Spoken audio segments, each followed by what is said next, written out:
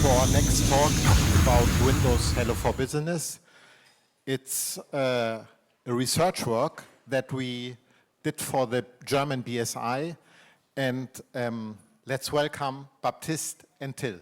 Thank you for being here. Thank you very much, Fredbart. Thanks to all of you to be present with us today. Till and I would like to share with you a project which started something like 1 year ago. It's a reverse engineering project, and we would like to talk with you about Windows Hello. Just about me, I'm Baptiste David. I work for NV in Germany, but as my accents explain, I'm French. So please excuse my French. I do like to share about Windows internals, how works Windows. I make reverse engineering of Windows since 15 years ago, and I like to do that in conference, especially the one of Troopers. I do, that's my 3rd edition, and that's always a great pleasure to be with you today. Yeah, hi, I'm Till. I also work at ERNW for quite some time now. I think 9 years ago was my first Troopers. Now it's the 9th edition for me, more or less. So maybe see you all next year for my 10th anniversary at Troopers. Hope to see you all there. So the motto is always make the world a safer place for me a bit. I did study some IT security stuff, worked part-time, and I really enjoy in the last time reverse engineering Windows components. Before that, to be honest, I was more of a Linux person myself and doing lots of different stuff. And yeah, so as Friedwart already mentioned, a bit about the context of the project. So this is in the context of the Windows Dissected, or in Germany, Windows seziert project from the BSI, Bundesamt für Sicherheit in der Informationstechnik. So more or less the Federal National Cybersecurity Agency in Germany, and the goal is to analyze perform various in-depth security analysis of security critical components and functions in Windows. So we started a similar project called Sisyphus. You might recall it from past Troopers editions in 2017, which was focusing on LTSC version 16. I think there was still called LTSB. We wrapped up this project a while ago. We did lots of talks at Troopers for this project as well. And now BSI decided to step up its game and bring it to the Windows 11 world. And that's where Windows Dissected is now playing its game. So we started last year in 2024, and it's planned to end in spring in 2026.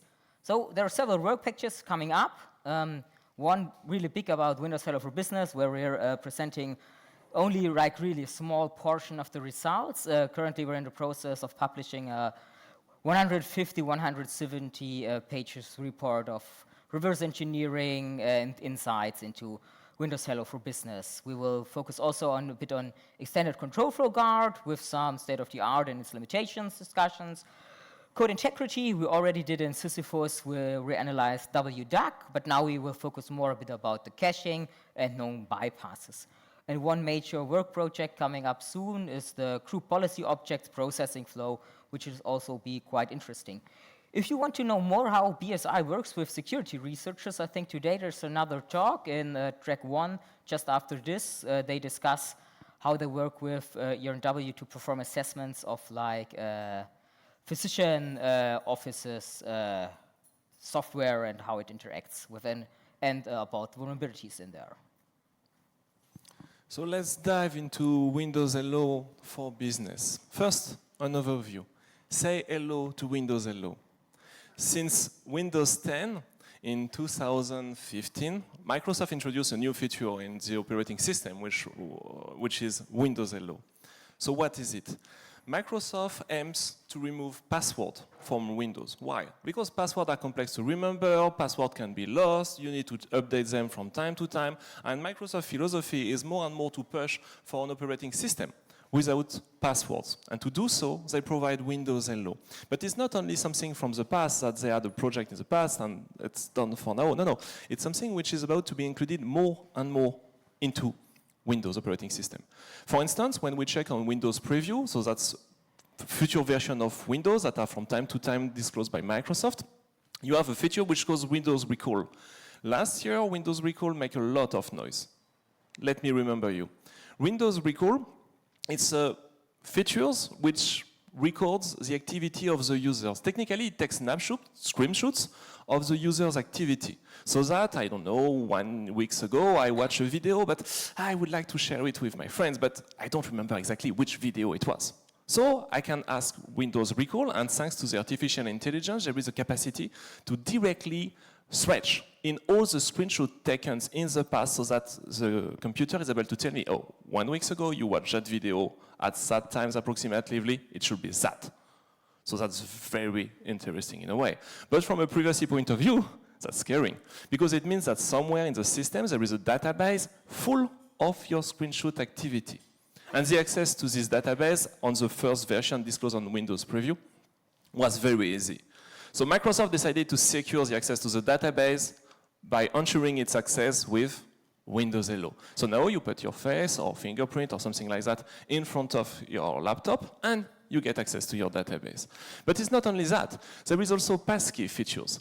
Passkeys, it's a sort of features which allow you to connect with any website supporting specific protocols so that you don't enter any password on that website to authenticate yourself.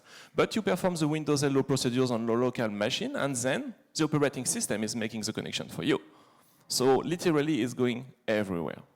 Windows Hello, for short, is based on two fundamentals. One is the identifications. There is no real borders, but you can consider that Windows Hello alone is just about identification, to say that that person has that name.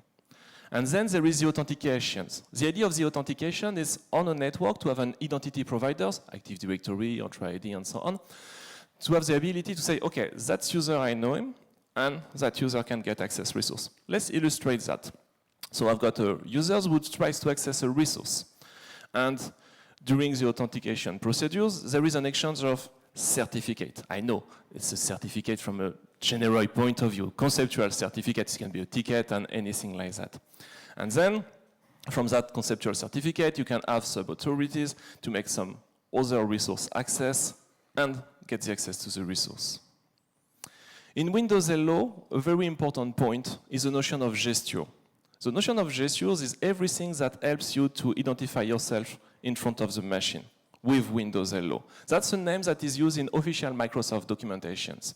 And the notion of gesture is very important because it can be anything biometrics, fingerprint, face, iris, so directly in your eyes, but it requires to have HoloLens glasses. And they are no more supported by Microsoft, so probably these features could be deprecated in the futures. Or voice recognitions. Voice is more or less experimental from what we have seen with Till, so maybe in the future we can have a full voice stuff. We didn't dive too much in that directions. But also it's possible to use a PIN code to get access to Windows Hello. When we enroll a user, so when we register a user in a machine to be able to be identified by Windows Hello, we create a Windows Hello container. A Windows Hello container is everything which holds all the cryptographic materials like key, certificate, credentials, and so on that will help to perform the identification, like biometrics, but also that will help to make the authentication with the identity providers. So, of course, securing the Windows Hello containers is a key security of Windows Hello. And that's what we are going to talk about today. How works the enrollment? Very simplified overview. You have a users, and the users is about to create a pair of key, asymmetric keys. One is public, one is private. The public key is shared with the identity provider, so that the identity provider is able to say that user has that public key. And then we can use that public key to perform a cryptographic challenge to say, okay, the user correctly succeeds the cryptographic challenge for authentication purpose. And on the other side, you have the private key. The private key will be used to make the cryptographic challenge.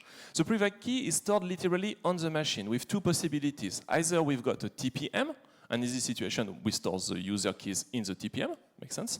Otherwise, it's documented by Microsoft to be software managed. Technically speaking, crypt protect memory in the registry of Windows. So it's better with the TPM. When you have a user, you can have many gestures in front of you. So many possibilities to perform a biometric identifications. Camera for face recognitions, fingerprint, PIN, and so on. And each of these gestures has a protector key. So it means that there is a security cipher key, which is used per gestures identification. And then it's possible also to have more than one user register on a machine, more than one user enroll for Windows Hello on the machines. And all the keys, the private keys we have mentioned before from users, they are all protected by one single authentication key in the middle. And each protector is going to take a copy of the authentication key so that it ciphers the authentication key, and the authentication key can be used to decipher the user key. So you have more or less a direct access through the authentication key to user ID. Let's make a full procedures. A users makes a gestures. This one is transferred to Windows Hello, and Windows Hello uses a sort of biometric templates. You can see that as a database where your biometric belongs, and then, in case of correct identification, give access to the protector key. The protector key is used to get access to the authentication key, which is used to get access to the user key, which is stored in the TPM. That's the only one which is stored in the TPM. And then the user key is used to perform the challenge with the identity providers. The identity provider checks with the public key the user key, and in case of success, gives the feedback to Windows Hello. That's how it works from a general conceptual point of view. Now let's dive technically how it works just on Windows Hello, just on the client machines, just when we put our face in front of the machines. Till and I, when we make the research, we really focus on face reconnections. But the principles, the same logic applies more or less the same with fingerprint and PIN. We have two possibilities with device. On the one hand, on the device, it literally takes our biometrics and it transfers it to a bus drivers, a USB driver, for instance, something which carries the biometric information to the kernel. And then you have a manufacturer drivers, a manufacturer from the device. The goal is to convert the biometric data, which is defined by the biometric device, into something that Microsoft can understand, that Windows can understand, the biometric driver, to be accurate. And then this information is transferred from kernel mode to user mode into the Windows biometric service. Let's put that information here, and let's see what is the other possibility with another kind of device. Some device has another logic. They take the biometrics the same way, but they are much more smarter. They are literally processing the biometrics by themselves so that there is no connection with the kernel. So that is directly the information that Microsoft is expecting for the biometric drivers. You have still the bus driver for transporting data. And then you can have an optional manufacturer drivers, not very necessary in this case, through the biometric drivers. And then transfer to the Windows biometric service in user mode where the identification is going to happen. Well, where the identification is going to happen? Yes and no. You can see the Windows biometric service as a general controller, something which schedules all the operation, but the real operations are made by manufacturer software over there. The same manufacturer as the device. Technically speaking, it can be directly the hardware providers, but it can be also Microsoft, which provides by default software for that.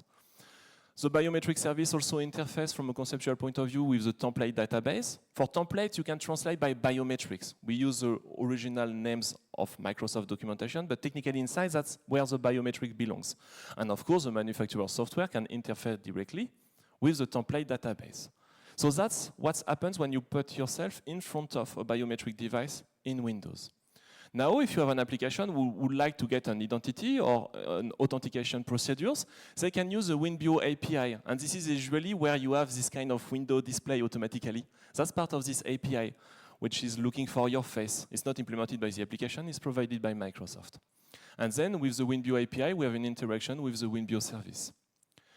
On our case, what was very interesting, it was the kind of device who transfers the biometric data.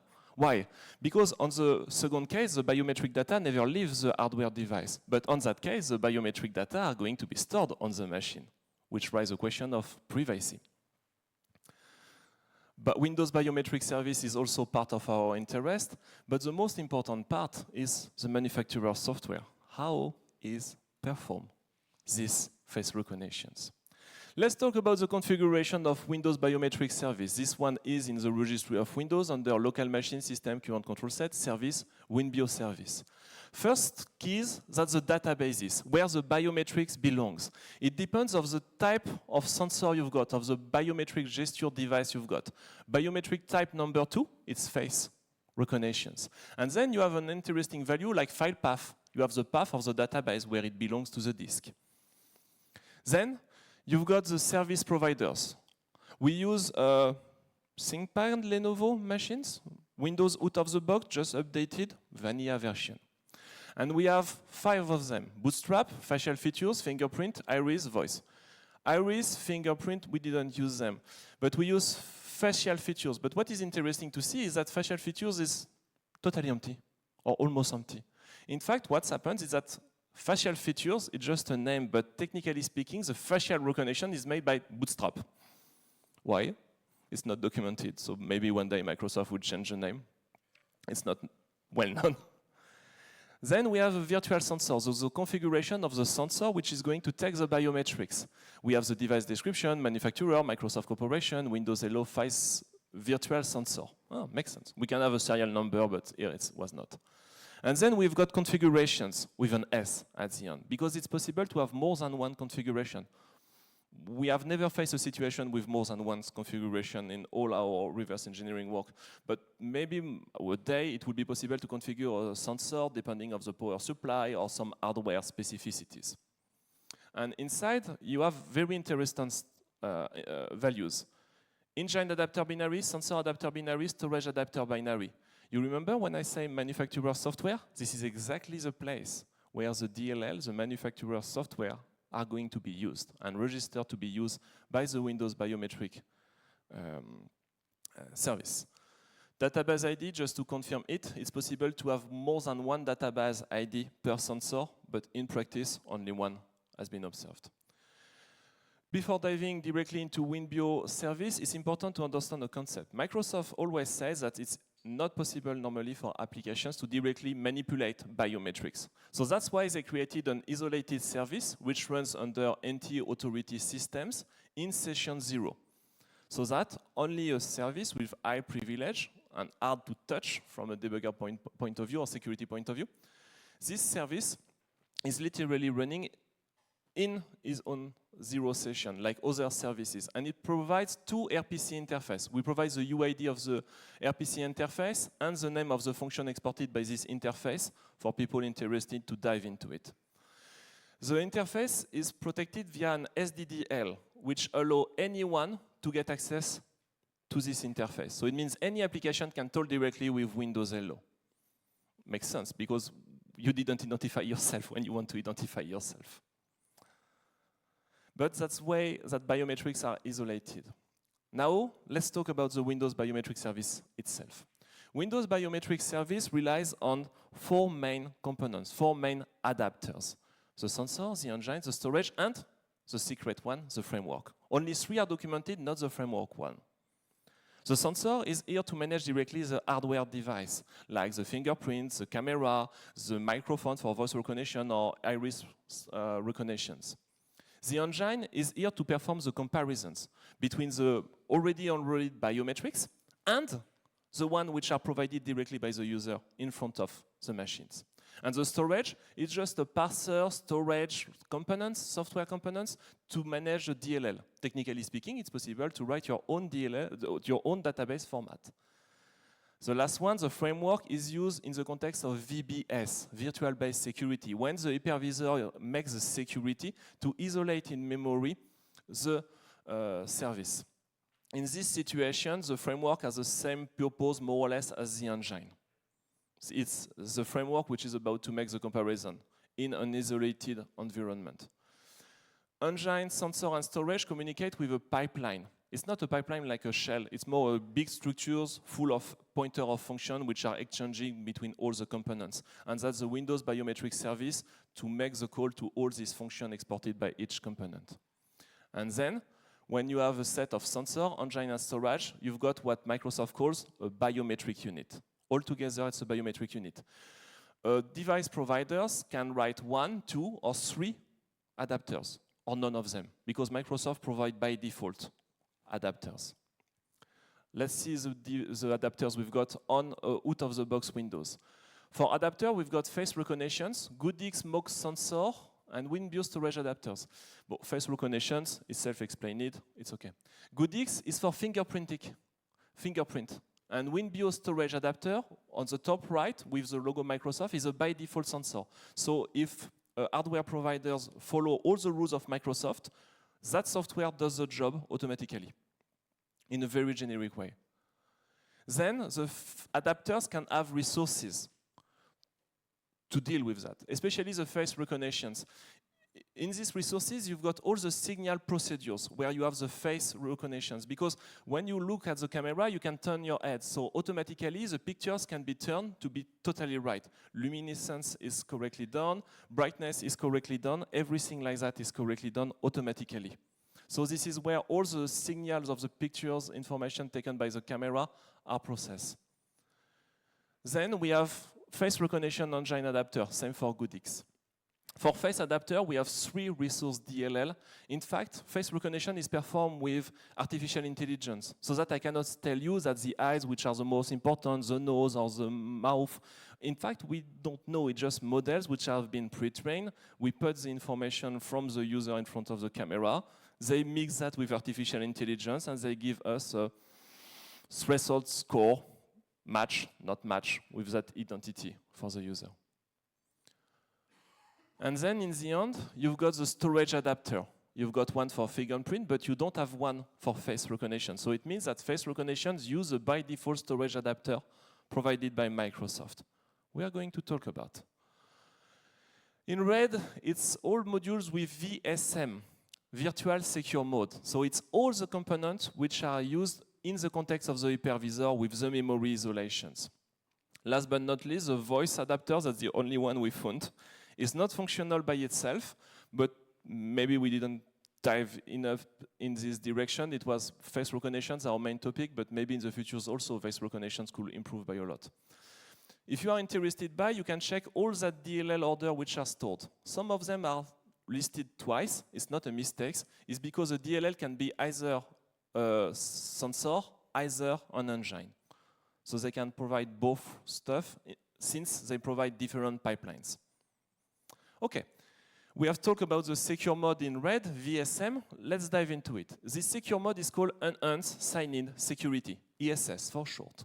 What we are going to explain is for face recognition.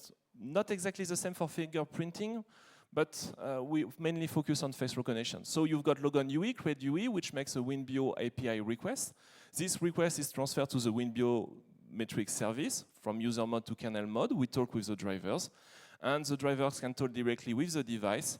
And for the last part of the authentication procedures, and only the last part of the authentication procedures, the TPM is used. Now let's introduce the hypervisor. Now the hypervisor deals directly with the device, because that's the purpose also of the hypervisor security, to handle devices. So in this situation, when we make a request, the hypervisor is going to create 2 worlds from the beginning, VTL0, VTL1. You can see that as 2 very small virtual machines. VTL0 is the one we use every day, where you have Explorer, when you can click, where you have your CMD, and all the interactivity happens. It's not unsecure, but it's less secure comparing to VTL1. VTL1, you cannot display anything. But in VTL1, you have memory isolations. Only stuff which are allowed to access VTL1 can access. From VTL0, even if you are a driver, you cannot access in VTL1, because the hypervisor provides the protections. And talking about the hypervisor, receiving the request is going to literally transfer the feedback from the biometric device to the secure driver in VTL1. The secure driver transfers the information to the isolated Win biometric service, BioISO exe for short, that's the name of the executable. And bioiso.exe, which is the same logic than Windows biometric service, use also biometric unit. And you know how it works. The sensor deals with the hardware, asks the engine to perform a comparison. The engine needs to get information from the database, so he has the storage adapters. The storage provides back the information. The engine performs the comparisons. The sensor is just the proxy at the end to transfer the information to the isolated Windows biometric service, which is going to transfer the results of the engine comparison to the regular Windows biometric service. Technically speaking, you have many exchanges because it's a secure protocol with cipher key and so on. But for the sake of simplicity, let's consider it's direct. And then the Windows biometric service, through other components of Windows, is going to perform the communication for the authentication with the identity providers. We talk about Microsoft Password, for instance, lsas.exe, and so on. So that's the full procedures. But that procedures works if and only if your machine is capable of using it. To do so, you need to have what we call a secure device. So you can go in the device manager and the camera, check for capabilities, and you need to read CM devcap secure device. If you don't have a device with a laptop with secure device, you cannot use ESS mode. Too bad. Very few laptops got some. This laptop doesn't, for instance. My Surface doesn't. That's for Windows Hello. Now, let's talk about the authentication procedures. Till? Thank you. So we have covered the part where you are identified, but that's not all. We want to authenticate, of course. So let's recap and take a look at the authentication procedure. So taking a look at the biometric authentication procedure, we provide our biometrics, the biometric service does its processing, and this one is really doing it on its own, and it says, yep, this is this person in front of me, and in the end, it unlocks a key that is stored on the hard drive and was placed there during the enrollment procedure, which is then used with the GPM to perform a cryptographic procedure and drive the authentication procedure with our identity provider, which in the end tells us you're authenticated. But we have one problem. There's no real tie here between the biometric service or the identity and the key itself. It's just loosely coupled. It just says, yep, unlock this one. On the other hand, if we consider traditional authentication, we have a user who provides his password. And this password is directly used as an entropy in a cryptographic procedure, which then drives the authentication procedure to authenticate against the identity provider and authenticate. So we have a direct coupling between user-provided entropy and the authentication procedure. So let's take a look into the database. We already heard about it. It seems to be interesting because there are the templates stored, so the biometrics are in there. Let's dive in. First, let's start with some documentation and some FAQs from Microsoft, just to know what we're talking about. So, who has access on Windows Hello biometrics data? Since Windows Hello biometric data is stored in an encrypted format, no user or any process other than Windows Hello has access to it. This sounds really nice. That's a good thing. Okay. So each sensor has its own biometric database where the template data is stored in the system folder WinBio databases. Okay, that's so far fine. It is encrypted per database key using IIS with CBC chaining mode, and there's also a SHA-256 hash to ensure the integrity. So far, everything sounds good. Okay, interesting? Let's see. So what do we know so far?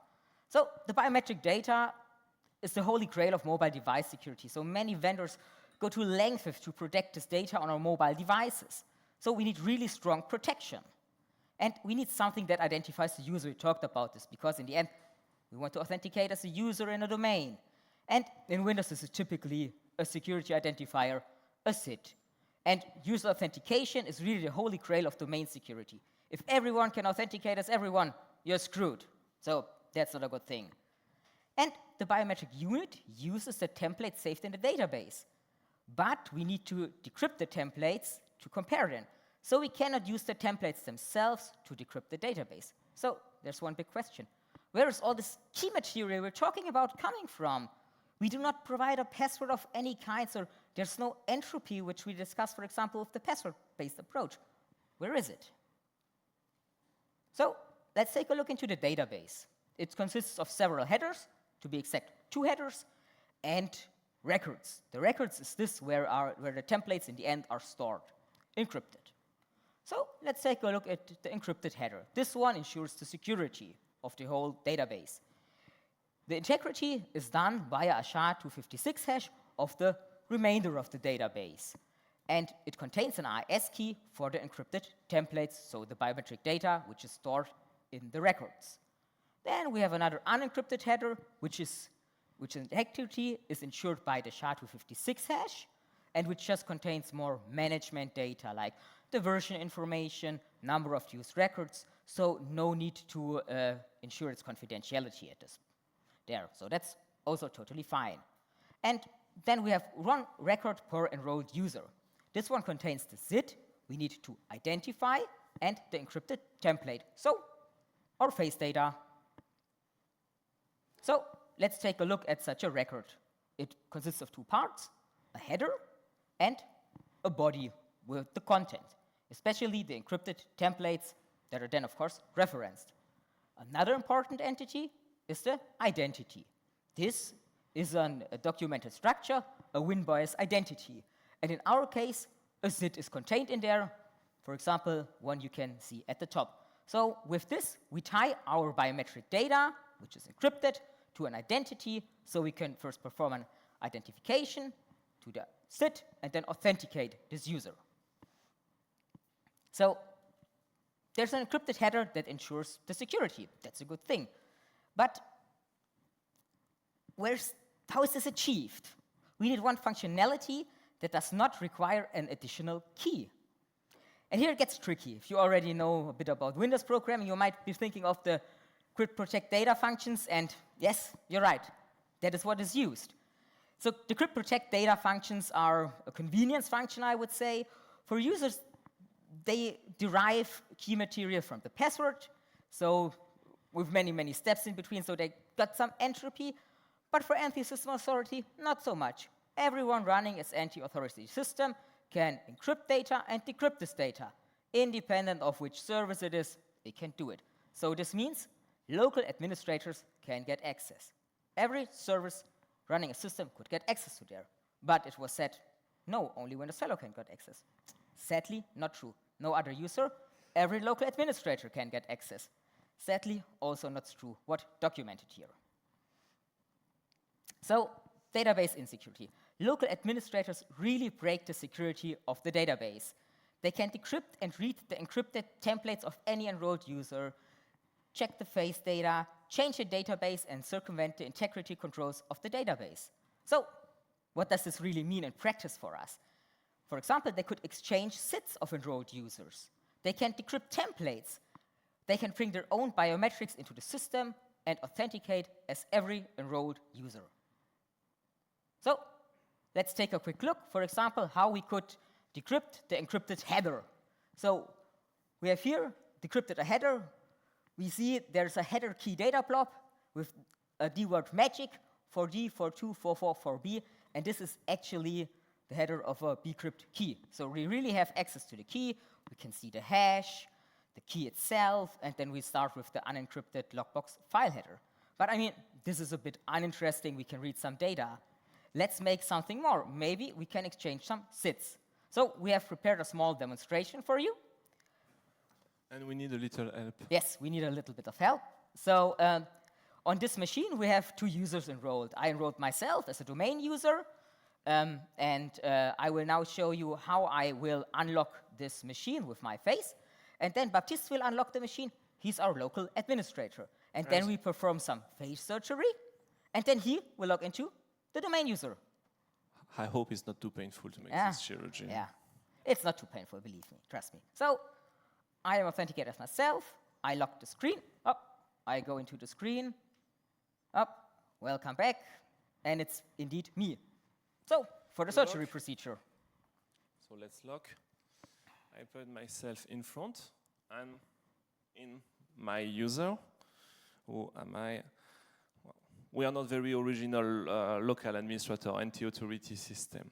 But what we can do is we can display the content of the database.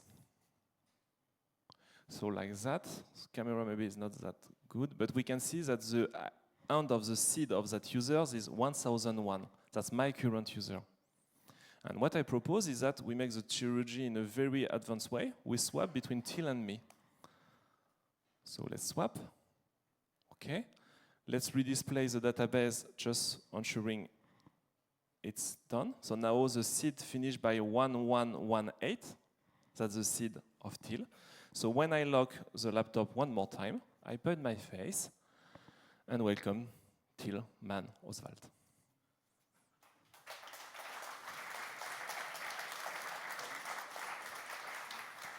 Danke dir.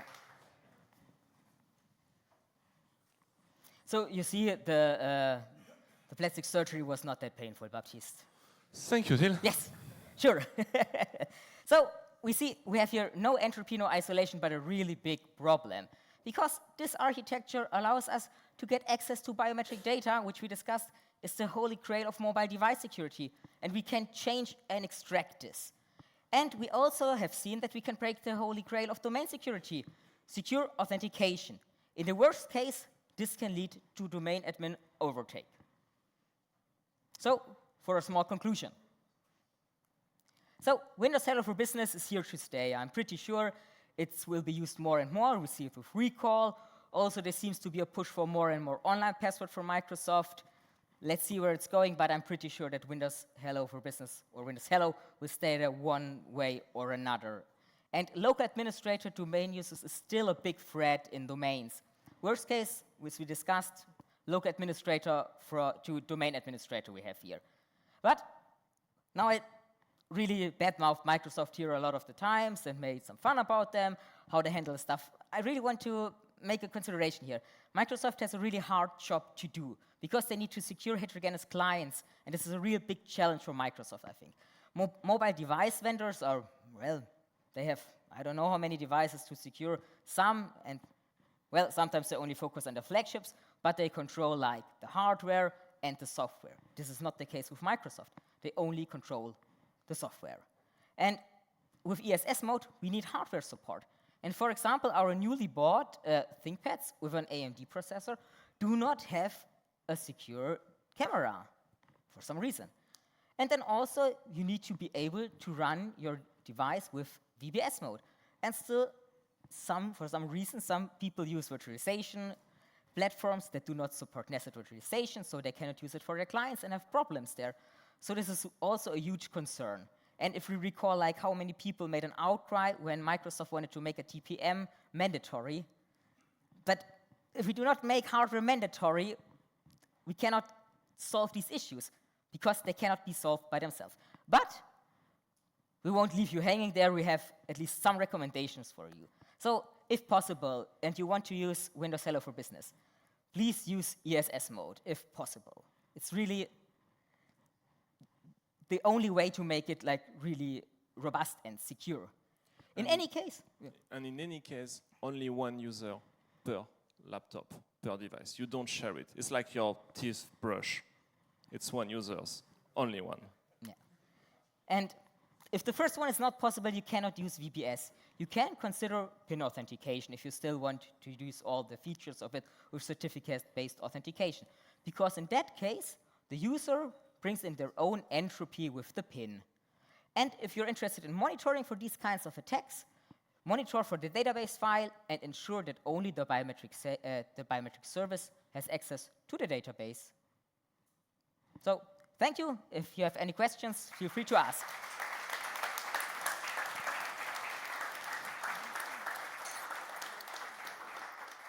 Thank you, Till and Baptiste, for your great talk. Any questions?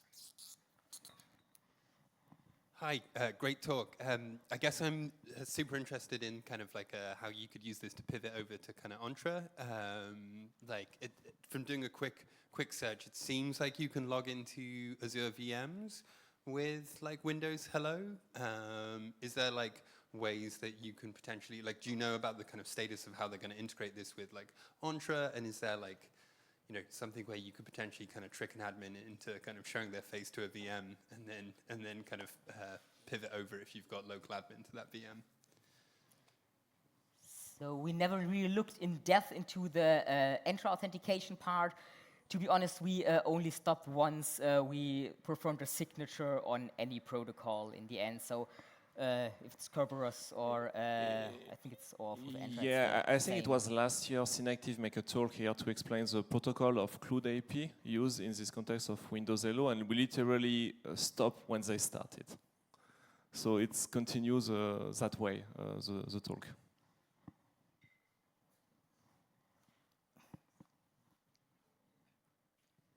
Thank you.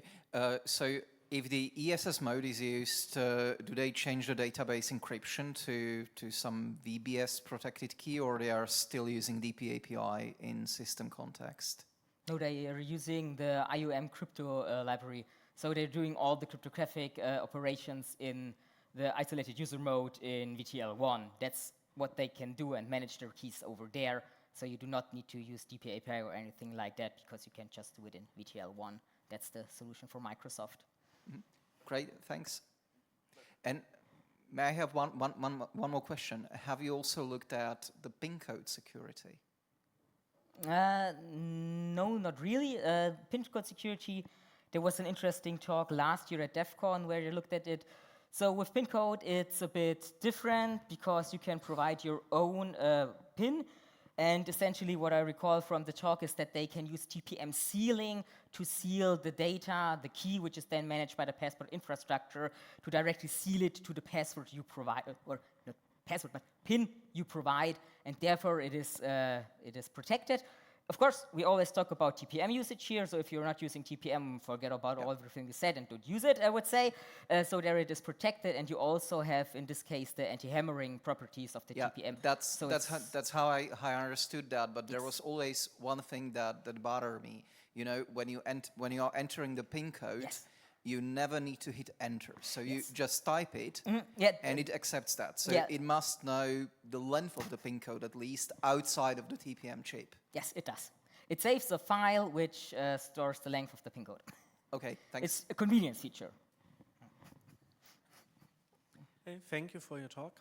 From a data protection perspective, have you looked at the biometric data stored in the database? Is it a full picture, or is this just some features extracted, or do you know anything about it?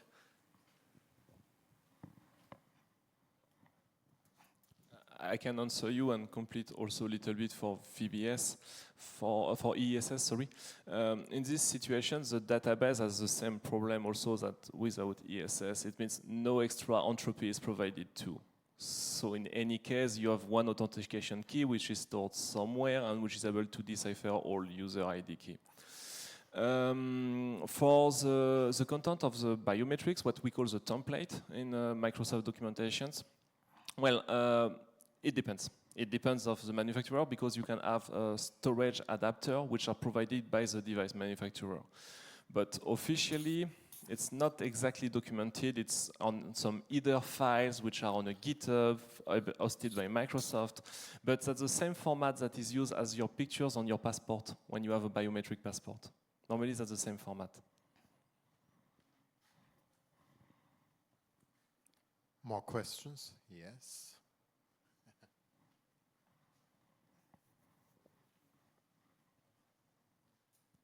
Thank you for the talk. It was really great with the demo. Thank you. I have a question related to external devices authentication. There is a specification related to SPDM support with the protocol and having device attestation and on-device matching for biometric. Will it be? I mean, I don't know if you have any timeline. From Microsoft. Personally, I don't have. But will it tackle the problem that you just demonstrated here? Thanks. This is the ESS mode. We only talked about the ESS mode for face recognition. I think what you're more referring to is the one that's used with fingerprint sensors, which is sometimes referred to match on chip, I think. So in that case, the architecture looks a bit like this. You put your for enrollment, you put your fingerprint on the sensor, and the sensor extracts the features and saves the template to its chip itself, and it never goes to the operating system. And for authentication, you place it there as well. It performs the match, and then it makes a protocol with the secure side of the kernel, and which then will release the data, the key from TPM. So in that case, you cannot directly access the data stored on the chip because it's not on the device itself. So this mitigates the research we have presented, similarly to how it would do for face. But like you have a huge shift of trust to the manufacturer of the fingerprint sensors.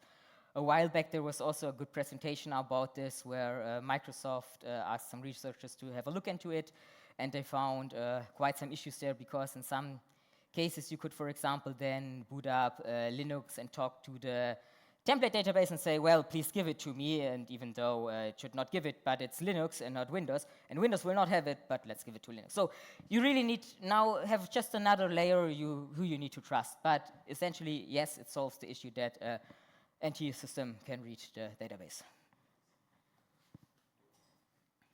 More questions? No? So thank you, Till and Baptiste, again.